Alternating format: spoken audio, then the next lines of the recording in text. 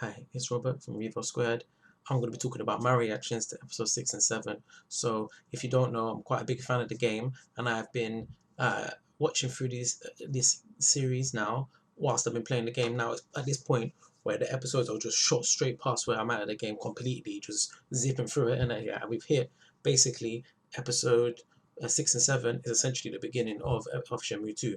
Now, it's at that point, yeah, where it's actually so exciting because I think if you don't know, you haven't played the games, Shenmue 2 is considered in a lot of ways like the better game. There's a lot of reasons for that. I actually personally prefer the first game, but I can see that the way that the game is structured, the pace of it, the just how it is in it, yeah, the second game is a lot more fun in a lot of ways. So having the anime cover those initial bits of the game is great to see how well they've done it, to be honest with you.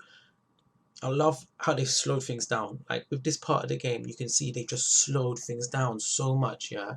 And it's given the scenes time to breathe. It's given the characters time to basically get to know each other. Like Joy's relationship with Rio, and just introducing certain people as well. Like the way they got Zongquan in episode 7, and they just made him like a bigger part in it, yeah. So that's kind of, I guess, talking about it from a fan's perspective of the game is how they've ended up like translating that kind of stuff into an anime. But from an anime point of view, like I said, it was nice, man. I love the idea, yeah, or just Rio. The thing I like about this game, in it, yeah, is it's exploring the martial arts side of things, and that's what this type of uh, part of the game in it, yeah, is really getting into, which I like. And if you're not from my era in it, yeah, because we're old man time now, yeah, kung fu, karate, jujitsu, all of that, yeah, was big, but it's big. You get what I'm saying? Yeah, Bruce Lee, Jackie Chan, Jet Li, them films were popping off. They were the marvels of those eras. You get what I'm trying to say, innit? Yeah.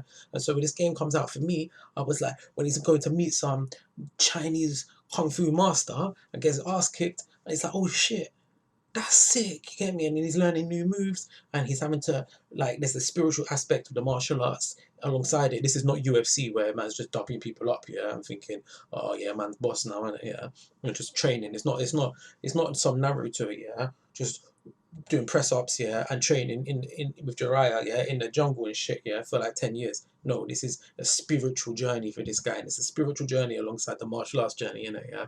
And you can see where his levels are, where he gets his ass handed to him quickly by the Shao Tao, who's not even trying, yeah. Just like, you know what, yeah, you know I could have just killed you off right now, and you know that, innit? Yeah.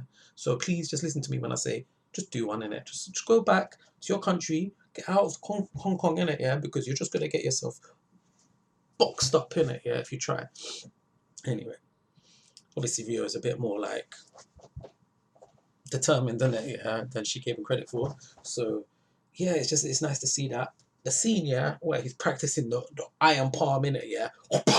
Yeah, in the game, it's the same as in the anime, in it. You meet, it's just you're coming across people and you start making connections based on your love of martial arts, only based on that, innit? So there's other people that you start getting introduced to, and that's also another aspect of why I think people like Shenmue 2 better than Shenmue 1, and why people I think liking this arc of the episode of the anime better than the first bit in it, yeah, is that you're meeting new characters, and these characters are like they they're interesting in and of themselves. Like when you look at that first arc, yeah, where you've got Goro, the guy who's wandering around the harbour, just like taking the piss, like there's just this dead, like it's a bit of a dead part of the game, in it, yeah, and like or a bit dead part of the anime. But in the game, the reason that was interesting was because you was exploring. But in the anime, just sorry, just move my light quickly like that. Yeah, in the anime, you're not having that opportunity to explore. So basically, what you're doing is you're handed like um these characters, yeah, but they not really know what to do with it.